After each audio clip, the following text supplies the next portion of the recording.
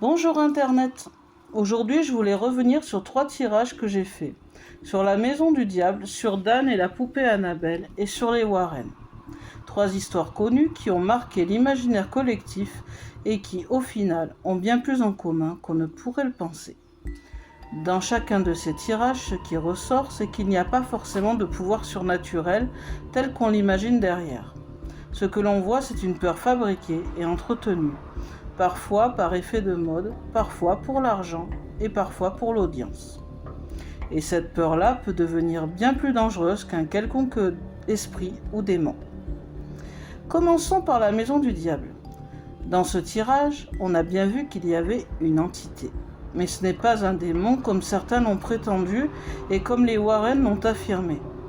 C'est une vieille dame, une présence pleine de tristesse. Ces vibrations basses viennent de cette douleur, pas d'une force maléfique. Malheureusement, cette ambiance pesante a été interprétée et exagérée jusqu'à devenir une histoire de démon, alors qu'en réalité, c'est juste une âme qui mérite qu'on lui envoie de la compassion et pourquoi pas une prière. Passons maintenant à Dan et à la poupée Annabelle. Le tirage montre clairement que la poupée en elle-même est neutre.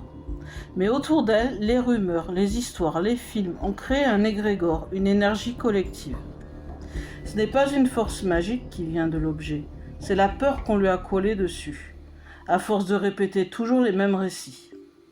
Dan, au départ, était quelqu'un de cartésien et ne croyait pas à ces histoires, mais il était ouvert. Et c'est justement à force d'entendre et de voir ces discours répétés dans les médias, à la télé ou par son entourage qu'il a fini par être influencé. Ce n'est pas la poupée qui l'a détruit, c'est le climat de peur entretenu autour d'elle. Et dans le tirage, son message est limpide. Faites attention à ce qu'on vous raconte. Même si tout le monde en parle, gardez votre discernement. Vous voyez la poupée là que j'ai photographiée? C'est une poupée que j'avais reçue en cadeau dans le vieux catalogue Kell. Je ne sais pas si vous vous en rappelez. Et un jour, la fenêtre de la chambre de ma fille était ouverte et elle était sur la commode près de la fenêtre. Et il a suffi que 2 gamins passent devant la fenêtre, l'un d'eux dit à l'autre « Oui, regarde cette poupée, elle est possédée ». Et c'est de là d'où partent souvent les trucs, donc faites attention. Cette poupée n'est absolument pas possédée, mais ma fille avait envie de faire la blague et de retourner la tête d'un coup pour leur faire peur, mais elle n'a pas osé. Mais voilà comment est partie l'histoire d'Annabelle. Vous pouvez voir que voilà, je vous assure que cette petite poupée en porcelaine n'est pas possédée.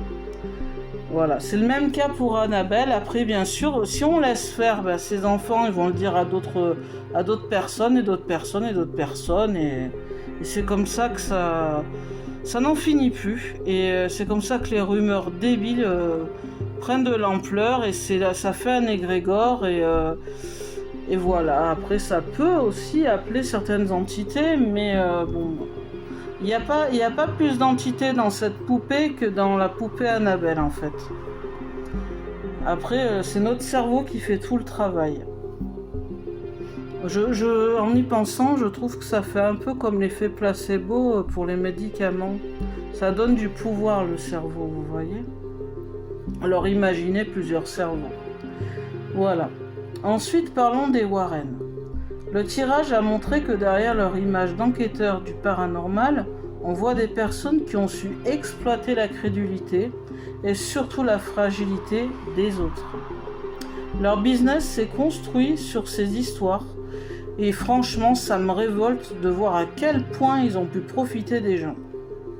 On parle souvent de crédulité, mais dans ces cas-là, c'est surtout de vulnérabilité qu'il s'agit. Quand quelqu'un a peur ou traverse une période difficile, il est plus facilement influençable. Et ça, les Warren l'avaient très bien compris. Avant de continuer, je veux aussi vous parler de ma façon de faire les tirages et ce que je partage ici. Je suis là pour dire les choses telles que je les perçois dans les cartes, sans filtre ni parti pris. Si le tirage montre qu'il y a une entité, un danger réel, un esprit négatif, je le dirai clairement, ça vous pouvez en être sûr. Mais si au contraire, je ressens qu'il y a des manipulations, des mensonges, un business malsain, alors je le dis aussi sans hésiter. Je ne suis pas là pour conforter des histoires plutôt toutes faites ou pour faire plaisir à qui que ce soit. Je suis là pour être honnête parce que c'est important que la vérité soit dite, même si elle dérange. Alors, si je pointe du doigt une entourloupe ou une manipulation, ce n'est pas pour juger gratuitement, mais pour que vous puissiez voir les choses avec plus de clarté et de discernement. Parce qu'au final, ce qui compte, c'est que vous puissiez prendre vos propres décisions en toutes circonstances et ne pas vous laisser manipuler par des peurs fabriquées ou des intérêts cachés. Au final, ces 3 tirages racontent la même chose. La véritable malédiction, ce n'est pas un démon, ce n'est pas un esprit, ce n'est pas une poupée. C'est la peur collective que nous créons et entretenons, souvent sans même nous en rendre compte. Et cette peur peut briser des vies. Alors, restons vigilants, posons des questions, et ne laissons jamais la peur, surtout celle fabriquée par les autres, diriger nos pensées et nos décisions. Merci d'avoir pris le temps d'écouter ce message. Prenez soin de vous et à bientôt. Bye bye.